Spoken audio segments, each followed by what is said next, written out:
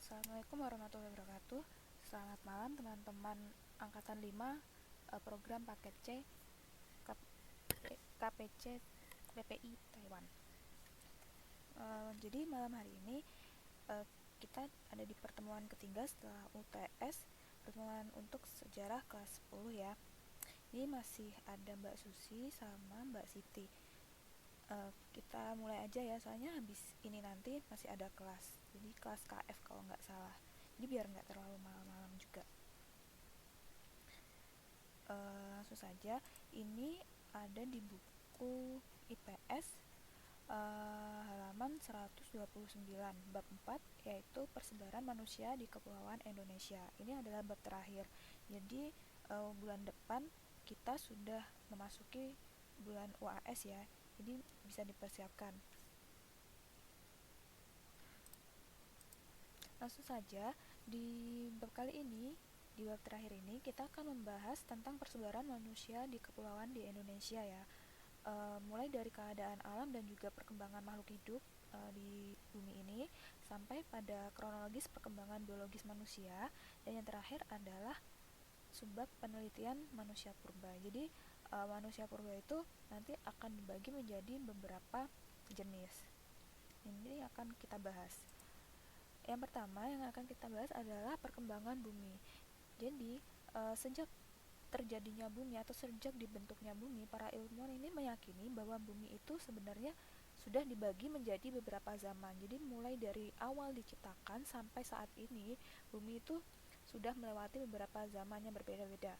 Mulai dari yang pertama ada zaman Azoikum, kemudian juga ada zaman Paleozoikum, selanjutnya juga ada zaman Mesozoikum atau zaman sekunder, dan juga zaman Neozoikum, di samping dengan bumi pada zaman modern ini. Apa saja sih zaman-zaman ini? Yang pertama ada zaman Azoikum. Zaman Azoikum ini berlangsung kurang lebih pada tahun 2500 juta tahun yang lalu ya. Jadi pada waktu itu kulit bumi ini masih sangat panas karena masih dalam proses pembentukan, sehingga pada zaman pertama ini, zaman Azoikum ini, masih belum ada tanda-tanda kehidupan. Selanjutnya adalah memasuki zaman Paleozoikum. Zaman ini berlangsung kurang lebih 340 juta tahun yang lalu. Nah, keadaan pada zaman ini masih belum stabil ya, jadi iklimnya itu masih berubah-ubah. Kadang masih hujannya juga curahnya sangat besar. Tapi pada zaman ini sudah mulai ada tanda-tanda kehidupan. Waktu itu yang sudah mulai hidup adalah makhluk dengan sel satu, atau kalau nggak gitu hewan-hewan dengan jenis yang lebih kecil ya, yang tidak punya tulang punggung, kemudian juga beberapa jenis-jenis ikan dan amfibi. Nah, zaman ini disebut juga sebagai zaman primer atau zaman pertama. Yang ketiga adalah zaman Mesozoikum atau zaman sekunder. Zaman ini berlangsung kurang lebih 140 juta tahun yang lalu. Pada zaman ini kehidupannya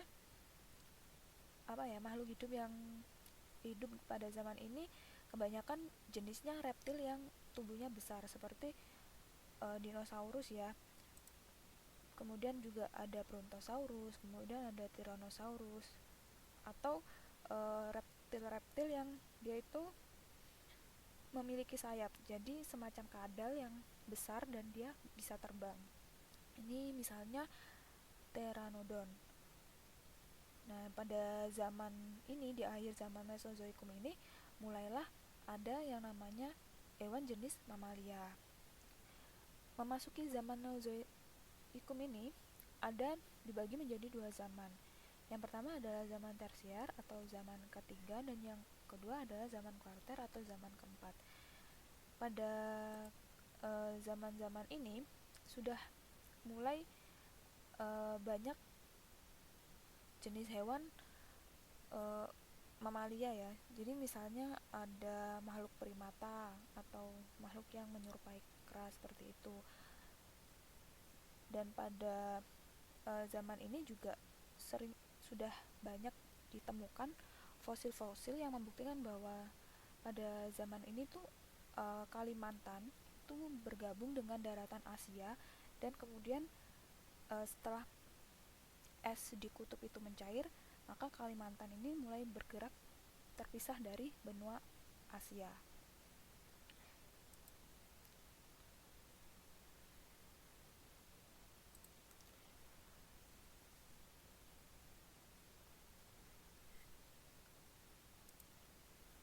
Selanjutnya kita akan langsung memasuki pada kronologis perkembangan biologis manusia. Jadi kalau sebelumnya kita berbicara mengenai perkembangan bumi, maka kali ini di subbab kronologis perkembangan biologi manusia ini kita akan mulai membahas tentang asal usul manusia.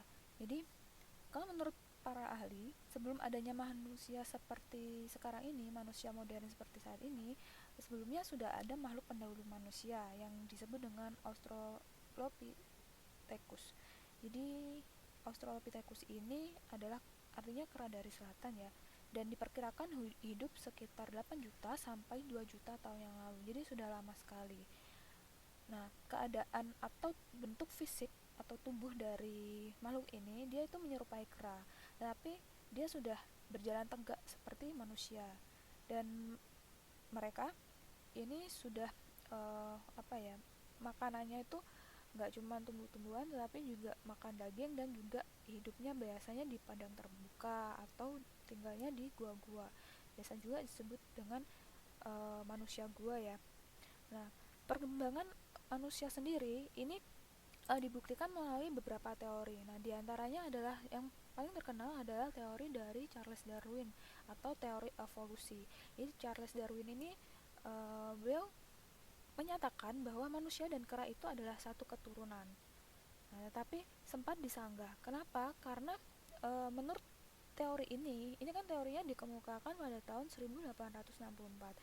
Nah, pada waktu itu belum ditemukan bukti yang otentik ya, belum ditemukan bukti bahwa sebenarnya manusia dan kera ini satu keturunan. Soalnya kan mungkin memang secara fisik kasarnya kan sudah beda ya, tapi disebutkan bahwa oh sebenarnya satu keturunan itu, kemudian yang manusia ini dia berevolusi ya, karena dia berevolusi butuh waktu bertahun-tahun untuk berevolusi, akhirnya menjadi manusia ini tadi. Nah, tetapi dengan ditemukannya Pithecanthropus erectus oleh Bapak Du Bois ini, penemuan ini dianggap sangat penting ya dalam mendukung teori Charles Darwin. Nah, jadi kalau dulu konsep lama bisa dilihat di sini, menurut konsep lama bahwa antara kera dan manusia itu kan satu keturunan ya, tetapi ada bagian missing link atau bagian tengah-tengah yang hilang di sini.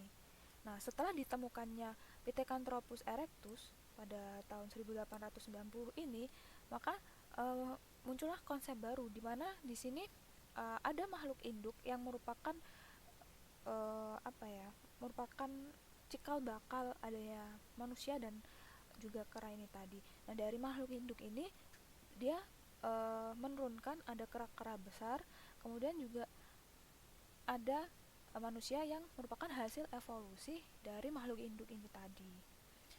Nah, berdasarkan penyelidikan ini diketahui bahwa jenis manusia itu mempunyai volume otak sekitar 900 cc. Kemudian duduk kepalanya di atas leher, tulang keningnya menonjol ke muka, dan bagian hidungnya itu bergandeng jadi satu.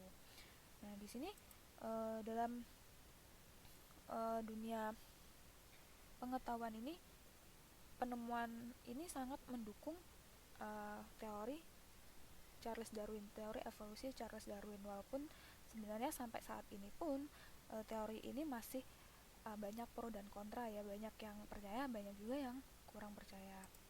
Nah, kalau ditinjau dari sudut biologi, manusia ini merupakan salah satu dari sejuta lebih jenis makhluk yang termasuk dalam golongan mamalia atau binatang menyusui ya. Dan dalam kelas mamalia ini merupakan kelas besar yang dibagi di atas sukunya yang disebut sebagai suku primata. Jadi sebenarnya kalau dirunut ke atas memang ada persinggungan antara jenis manusia kera, mulai dari yang kecil sampai yang besar seperti gorila, kayak gitu.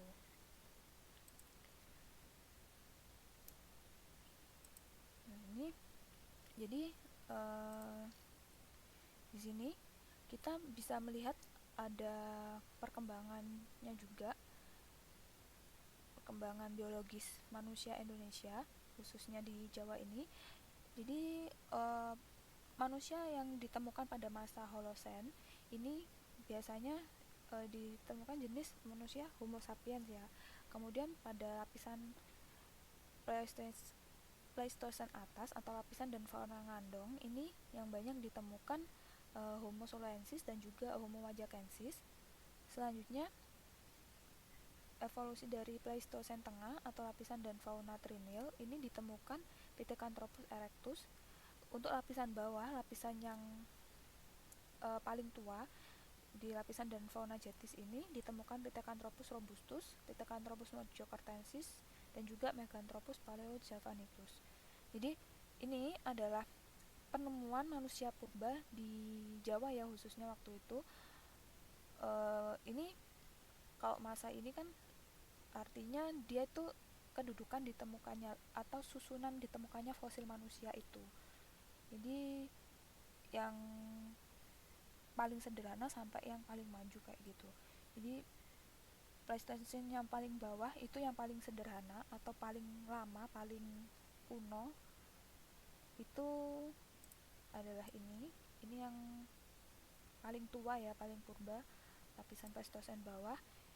Jadi dia awal mulanya dari Meganthropus paleojavanicus, kemudian Pithecanthropus mojokertensis, Pithecanthropus robustus, dia berevolusi lagi di masa yang lebih muda ditemukan Pithecanthropus erectus, kemudian ke atas lagi ke Homo soloensis dan Homo wajakensis sampai pada manusia modern atau Homo sapiens. Sedangkan menurut teori yang dikemukakan oleh Kern dan Heine Geldern, mereka berdua ini mengemukakan teori bahwa nenek moyang bangsa Indonesia itu sebenarnya berasal dari Yunan atau dari Cina Selatan. Nah, kemudian mereka pindah ke daerah India belakang dan pada akhirnya mereka bergerak terus sampai menuju ke Kepulauan Indonesia. Nah, ini diilustrasikan pergerakan mereka atau perpindahan mereka dari daerah Yunan, dari daerah Cina ini ke pulau-pulau di daerah Asia, khususnya di pulau-pulau di Indonesia ini dengan menggunakan perahu cadik atau juga dengan menggunakan rakit ya. Dan mereka mengarungi lautan selatan yang luas sehingga pada akhirnya mereka mendarat di Indonesia, itu Nusantara ya. Nah, di sini bangsa Austronesia yang masuk ke Indonesia ini disebut sebagai bangsa Melayu. Kenapa dinamakan Austronesia? Nah, Austronesia ini terdiri dari dua suku kata ya. Ada Austro yang berarti selatan dan Nesos itu yang berarti pulau. Jadi berasal dari Pulau Selatan kayak gitu. Bangsa yang berasal dari Pulau Selatan. Nah, ini bangsa Melayu yang masuk ke Indonesia sendiri dibagi menjadi dua. Ada bangsa Proto Melayu atau bangsa Melayu tua dan juga ada bangsa Deutero Melayu atau bangsa Melayu muda. Nah, bedanya apa? Kalau bangsa Proto Melayu ini dia masuknya ke Indonesia kira-kira pada tahun 1500 sebelum Masehi. Nah, ini dia memasuki Indonesia melalui dua jalur, yakni jalur barat yaitu melalui Malaya, kemudian ke Sumatera, dan juga jalan timur yaitu melalui daerah Filipina sampai ke Sulawesi Utara. Nah, kebanyakan dari bangsa Proto Melayu ini mempunyai kebudayaan Neolitikum atau kebudayaan batu baru. Sedangkan bangsa Deutero Melayu atau bangsa Melayu muda ini memasuki Indonesia sekitar tahun 500 sebelum Masehi. Ini melalui daerah barat yaitu melalui Malaya, Semenanjung Malaya, daerah Malaysia situ sampai ke Sumatera. Nah, menurut Bapak Daljoni, bangsa Deutero Melayu ini berasal dari daerah Dongson di Vietnam Utara. Jadi orang-orang ini juga disebut juga sebagai bangsa Dongson.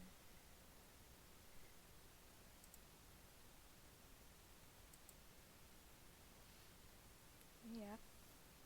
Jadi kalau yang kebudayaan di Proto Melayu tadi Neolitikum, kalau kebudayaan Deutero Melayu ini dia sudah mulai mengenal kebudayaan logam. Jadi sudah mulai lebih modern daripada bangsa Proto Melayu. Nah, ini bisa kita lihat di sini berdasarkan rasnya. Penduduk Indonesia ini paling awal ada 4 ras ya. Jadi ada manusia purba, kemudian ada ras Wedit atau Weda, kemudian ras Papua atau ras Papua Melanesoida atau Negrito, dan juga ras Melayu atau Austronesia. Ini bisa kita lihat di sini adalah peta persebaran ras atau penduduk Indonesia.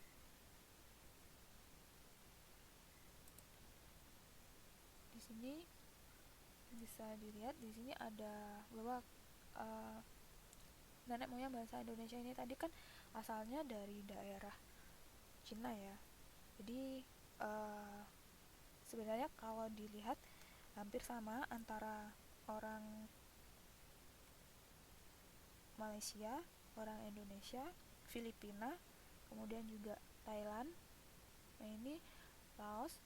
Ini muka-mukanya atau penampakan fisiknya ini hampir sama kan ya, karena memang kita satu nenek moyang kayak gitu.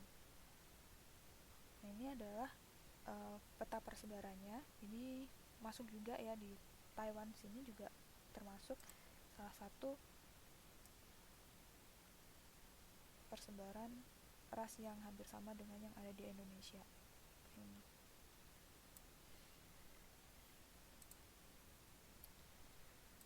Selanjutnya kita akan memasuki subbab terakhir, yaitu penelitian manusia purba khususnya yang ada di Indonesia. Jadi sebenarnya di Indonesia ini ditemukan banyak sekali fosil-fosil manusia purba. Nah, temuan ini terutama banyak di Jawa ya, dan sehingga pada waktu itu Indonesia sempat terkenal dan menjadi tempat penting bagi penelitian sejarah kehidupan dan perkembangan manusia. Nah, sebenarnya di Indonesia banyak sekali museum-museum manusia purba, cuman karena memang mungkin animo masyarakat terhadap perkembangan sejarah, khususnya sejarah manusia purba itu masih sangat kurang. Jadi kemungkinan sedikit sekali ya yang tahu bahwa di Indonesia ini sebenarnya banyak ditemukan fosil manusia purba, dan juga ada museumnya juga gitu. Nah, yang pertama, peneliti pertama yang datang ke Indonesia adalah seorang Belanda. Jadi waktu itu kita masih jajahan Belanda ya. Orang Belanda ini ada yang bernama Eugene Dubois. Nah, beliau ini berhasil menemukan fosil tengkorak manusia purba di daerah Desa Trinil, Ngawi, Jawa Timur sekitar tahun 1889 dan diberi nama Pithecanthropus erectus. Nah, ini tadi penemuan Bapak Dubois ini, Bapak Eugene Dubois ini pada akhirnya membuka mata dunia bahwa ternyata di Indonesia ini ditemukan banyak sekali fosil manusia purba. Kemudian teori evolusi Charles Darwin ini pun akhirnya menemukan titik terang bahwa kalau sebelumnya kan masih diragukan karena memang tidak ada missing link antara kok bisa sih dari manusia dan juga kera itu mempunyai satu nenek moyang yang sama. Nah, dengan ditemukannya fosil ini maka menurut para peneliti waktu itu, ini adalah sebuah kemajuan yang besar, karena dengan ditemukannya ini maka bukti bahwa manusia dan juga kera mempunyai nenek moyang yang sama itu semakin bisa diperkuat gitu buktinya kayak gitu. Nah, selanjutnya Bapak von Koenigswald ini menemukan ada peneliti yang lain yang bernama Bapak von Koenigswald. Nah, Bapak ini menemukan manusia purba di daerah Ngandong pada tahun 1931 sampai 1933 dan diberi nama Homo soloensis. Nah, selanjutnya tahun 1936 ini beliau juga menemukan fosil tengkorak anak-anak di daerah Perning dekat Mojokerto dan diberi nama Homo mojokertensis.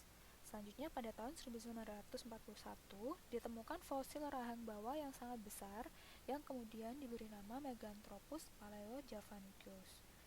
Jadi di sini kita lihat ada beberapa jenis manusia purba yang ditemukan. Yang pertama ada yang diberi nama Pithecanthropus erectus. Kemudian juga ada yang diberi nama Homo soloensis, Homo mojokertensis, dan Meganthropus paleojavanicus.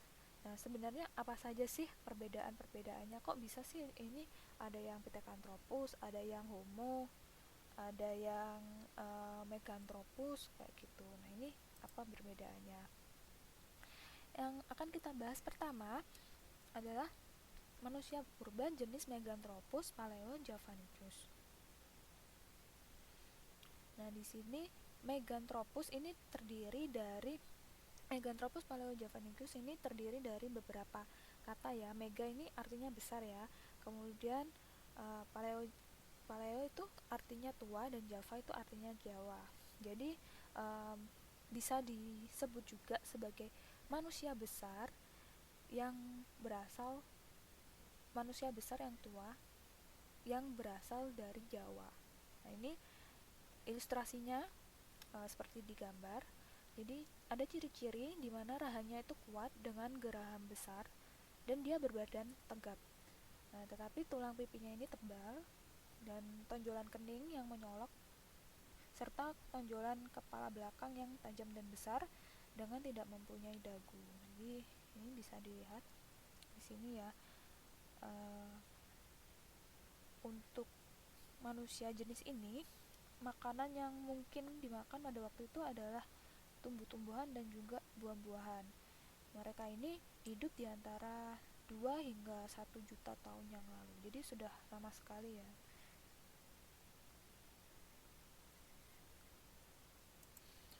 Selanjutnya adalah jenis Pithecanthropus. Nah, jenis Pithecanthropus ini adalah jenis yang paling banyak ditemukan di Indonesia.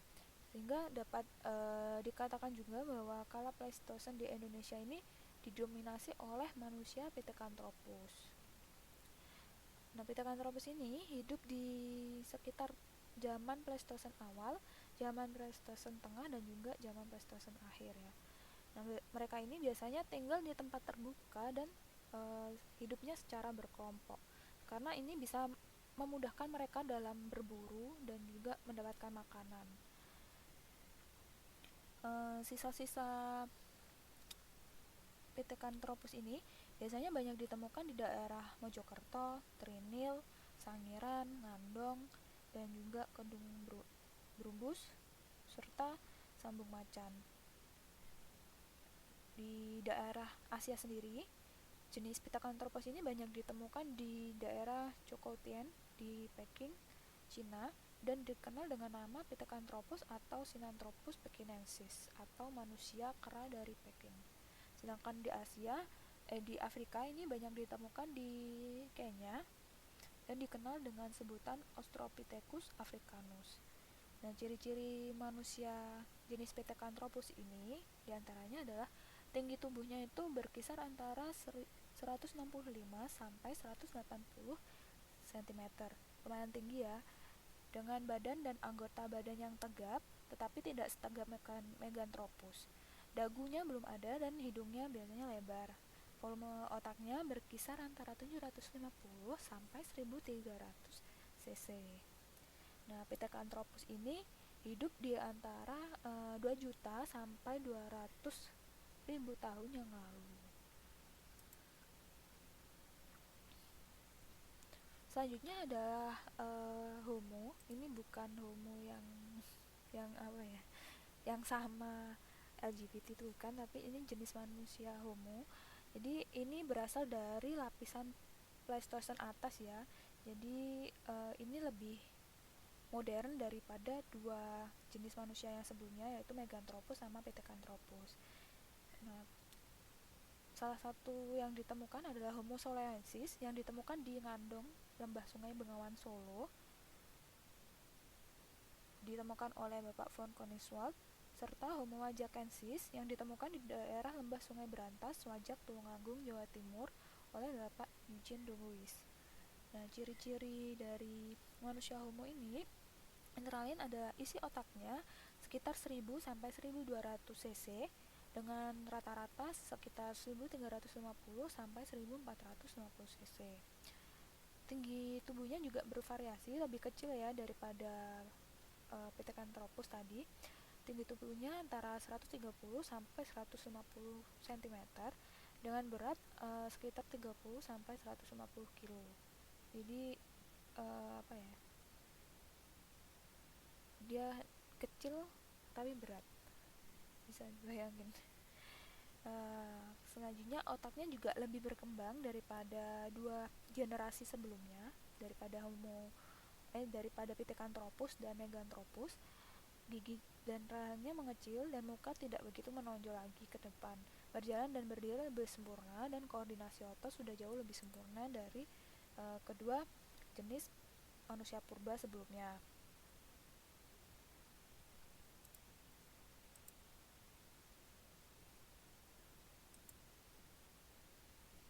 Nah, selanjutnya yang terakhir adalah jenis Homo sapiens. Jadi Homo sapiens ini berarti manusia cerdas. Nah, ini banyak ditemukan di daerah Wajak, Tulungagung, Jawa Timur. Penemunya adalah von Richthofen tahun 1892. Nah, kehidupan dari Homo sapiens ini sudah lebih maju karena mereka berasal dari zaman Holocene atau zaman Alluvium yang hidupnya itu kurang lebih 20.000 tahun yang lalu. Jadi manusia jenis ini sudah lebih pandai memasak, kemudian juga sudah mulai menguliti binatang buruan dan sudah mulai membakarnya. Nah, ini bisa kita lihat di sini adalah gambar evolusi manusia purba.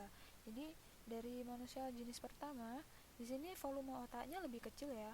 Kemudian dibandingkan dengan manusia zaman modern atau Homo sapiens, di sini volumenya lebih besar. Ini adalah yang Homo sapiens ya di sini. Tuh, ini Pithecanthropus di sini. Ini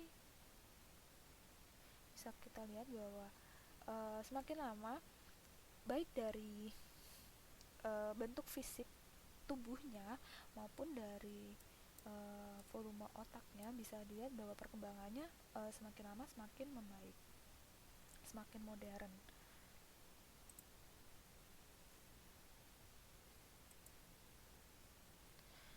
Yang terakhir di sini diperlihatkan peta temuan manusia purba. Ini tadi kita sudah bicarakan bahwa di Indonesia ini banyak ditemukan fosil-fosil manusia purba, terutama di daerah Jawa. Nah, waktu itu kebanyakan para ilmuwan ini melakukan penggalian di daerah lembah Sungai Bengawan ya, lembah Sungai Bengawan Solo. Kemudian ini di daerah Sangiran, daerah Ngandong, daerah Trinil di sini bisa dilihat di Sungai Bengawan Solo. Di sini ada di daerah Ngandong, daerah Trinil sini. Kemudian juga ada di daerah Mojokerto dan juga di daerah Wajak. Nah, kalau sebelumnya kita sudah bicara bahwa kenapa sih masyarakat purba pada zaman dahulu ini lebih banyak tinggal di daerah lembah sungai, ya karena memang sungai itu yang pertama sumber kehidupan kan ya, jadi air bisa dimanfaatkan. Kemudian biasanya di sungai itu juga lebih dekat dengan sumber makanan ya, kemudian juga sarana transportasi dan juga sarana kebutuhan sehari-hari. Itulah kenapa waktu itu manusia purba banyak menghabiskan hidupnya di daerah lembah sungai, sehingga menurut para ilmuwan mereka lebih baik kalau misalnya mau nyari kehidupan manusia purba, mereka mencoba untuk mencarinya di daerah lembah sungai, dan di sini kebetulan di lembah Sungai Bengawan Solo. Di sini bisa dilihat bahwa penggalian ini mulai dilakukan sekitar pada tahun 1800-an ya. Jadi waktu itu pada tahun 1890 ini berhasil menemukan fosil di daerah Bengawan Solo. Nah, fosil ini misalnya ada Pithecanthropus erectus, juga Homo soloensis. Kemudian di daerah Mojokerto ini dilakukan pada tahun 1936. Ini banyak ditemukan Homo mojokertensis. Kemudian di daerah Wajak, ini daerah Kediri Selatan, ini di tahun 1889 jelek sama 1935 ini banyak ditemukan manusia dengan jenis Homo, sehingga diberi nama Homo wajakensis karena mereka berasal dari daerah Wajak. Seperti itu. Ya, sudah selesai pertemuan pada malam hari ini. Terima kasih atas kehadirannya. Semoga bisa bermanfaat. Jangan lupa bulan depan kita sudah memasuki minggu UAS, dipersiapkan UAS-nya. Semoga nanti teman-teman bisa mendapatkan nilai yang diharapkan, ya, nilai yang bagus, nilai yang diharapkan. Nah, terima kasih atas kehadirannya. Selamat malam dan selamat mengikuti pembelajaran mata pelajaran selanjutnya. Terima kasih. Assalamualaikum warahmatullahi wabarakatuh.